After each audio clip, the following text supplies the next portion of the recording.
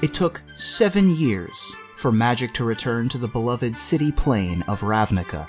In this episode, we will continue its story by covering the parts that took place after the original block. However, since it is quite a lot to cover, we will break it up into 2 episodes. Now with that out of the way, let's go ahead and give you the story of Return to Ravnica.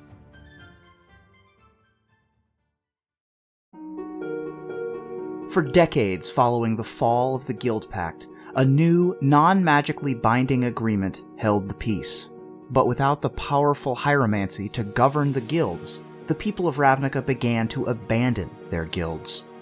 Those that remained saw their chance to renew old animosities or seize power and shape the guilds in their image. The re-emergence of the merfolk of Ravnica brought new leadership to the Simic. Their biomancy turned to the perfection of life through gene splicing and hybridization. Feather's leadership of the Boros was cut short by Aurelia, who believed a former penitent angel had no place at the top of the guild. Feather was imprisoned in Sunhome as part of Aurelia's coup, and the Boros' stance took a more militaristic turn. The Boros weren't the only guild dominated by hardliners. Overzealous Azorius crackdowns on the Undercity resulted in hundreds of unruly Golgari prisoners, and a single Gorgon named Vraska. When the Golgari began rioting, she was used by her own people as a weapon, forced to kill the guards until she was mercilessly beaten. Her spark ignited, and she was carried away from the plane, bearing a grudge against the guild system that wronged her.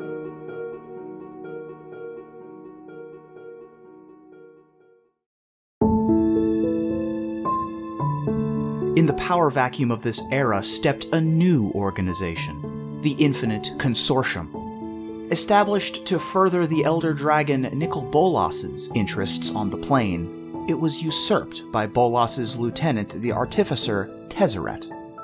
Tezzeret would discover a young mind mage named Jace Beleren and recruit him. But Jace would turn on his abusive mentor, spurred on by Liliana Vess. Aimless after accidentally releasing the Eldrazi on Zendikar, Jace threw himself into research projects and discovered the Izzet Perrin Niv Mizzet, pursuing the same mystery as he. Jace butted heads with the Izzet mage Ral Zarek as they both pursued the secrets of the implicit maze. With the help of his old friend, the Celestian elf Emara Tandris, Jace discovered the Dimir shapeshifter Lazav was manipulating all the guilds into conflict.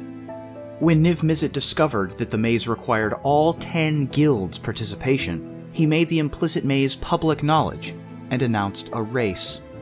Only Jace realized the purpose of the maze. The 10 guilds must show that they can work together for a common goal, or Azor's ancient magic would destroy them all, and a hefty chunk of the city along with them. It was only through Jace's mind magic linking the other maze runners together that prevented catastrophe, and the ancient magic declared Jace the winner. Left with no other choice, Jace became the living Guild Pact, a failsafe for the original Guild Pact's magic. That's all we have for our first part on the Return to Ravnica story. We will finish it in our next episode of MTG 101.